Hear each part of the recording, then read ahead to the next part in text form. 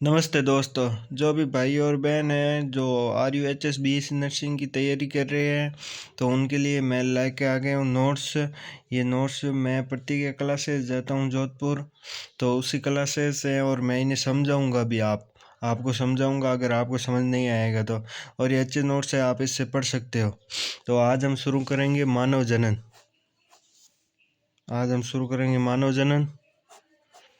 तो इसमें ये पहली लाइन आपको लिखना है, इसके मतलब परिचय के रूप में इस चैप्टर के कि मानव लैंगिक जनन होता है। मानव में लैंगिक जनन होता है।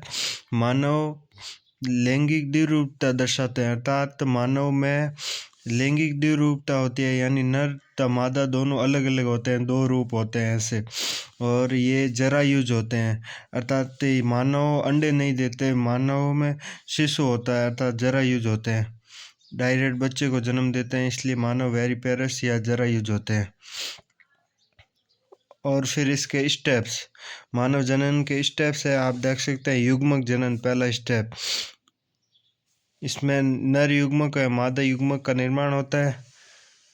दूसरा है नर युग्मक यानी शुक्राणु, मादा युग्मक यानी अंडाणु।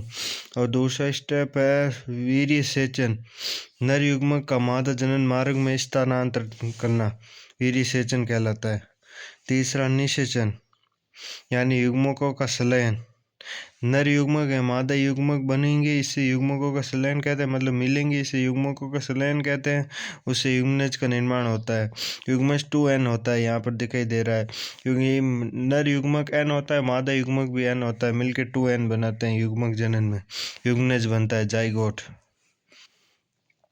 फिर कोरक भवन, कोरक पुट्टी का निर्माण, ये सब हम आगे पढ़ेंगे स्टेप्स। अगर आपको मतलब समझ नहीं आ रहा है, पहली बार पढ़ रहे हो क्या है कोरक भवन, तो मैं मतलब आगे चैप्टर में नोट्स है इसमें बता दूंगा।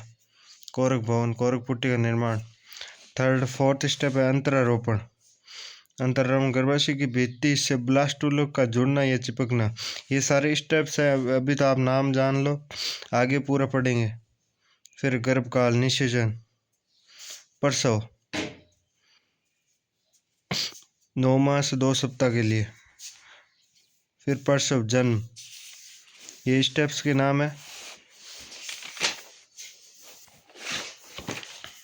अब शुरू करते हैं, यहाँ से चैप्टर रियल शुरू होगा। इससे मतलब सवाल आने की पूरी संभावना होती है। नर जनन तंत्र, इसमें प्राथमिक जननांग वर्षण होता है और सहायक जननांग सेकेंडरी जननांग होते हैं।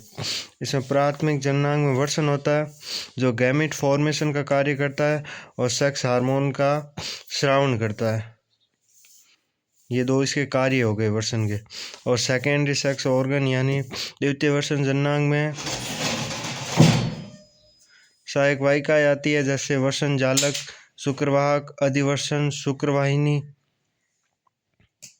और फिर सहायक ग्रंथियाँ आती है, शुक्राशय, पौरुष का ऊपर। फिर बाह्य जननांग में शिशण, तवर्षण कोष या अंडकोष आते हैं। आप जैसे लिखा है उसे लाइन टू लाइन लिख दें नोट्स को, और फिर इसके बारे में आगे डिटेल से पढ़ेंगे। ये डायग्राम है समझने के लिए। इसमें मूत्राशय बना हुआ है, वर्षण नाल निकल रही है यहाँ से, ये शुक्रवाहिनी निकल रही है, और ये वर्षण है, वर्षण के ऊपर से ये आदि वर्षण निकल रही है, और फिर शुक्रवाहिनी आगे चलती है, फिर मूत्राशय में जाती है। वर्षण योजी से वर्षण कोष से जुड़ा हुआ है, मूत्र जनन छिद्र है, का ऊपर ग्रंथि है, पौरुष ग्रंथि भी है। ये पूरा डायग्राम है।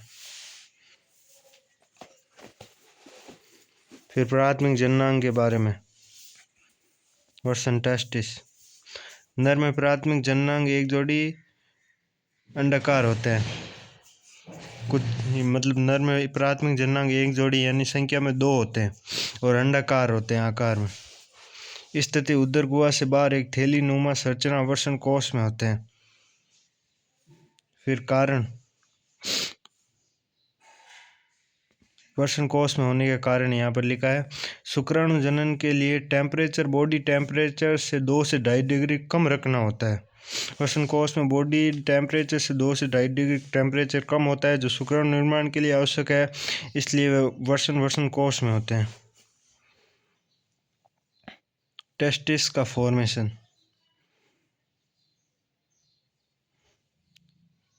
टेस्टिस का फॉर्मेशन एम्ब्रियोनिक स्टेज यानी भ्रूणीय अवस्था में एब्डोमिनल कैविटी उदर गुहा में जस्ट बिलो द किडनी वक के नीचे होता है।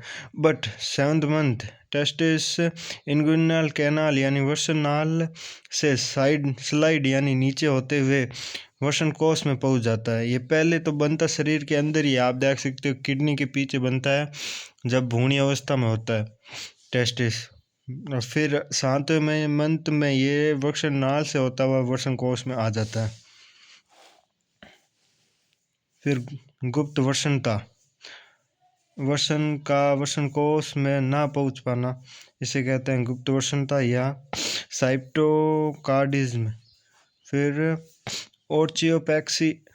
ऑर्कियोपैक्सी यानी सर्जिकल प्रोजेक्ट, जिससे टेस्टिस को स्क्रोटम में लाया जाता है। अगर वो नहीं पहुंच पाता तो इससे सर्जिकल प्रोसेस की वजह से इसे नीचे लाया जाता है, लेकिन इसे कहते हैं ऑर्कियोपैक्सी।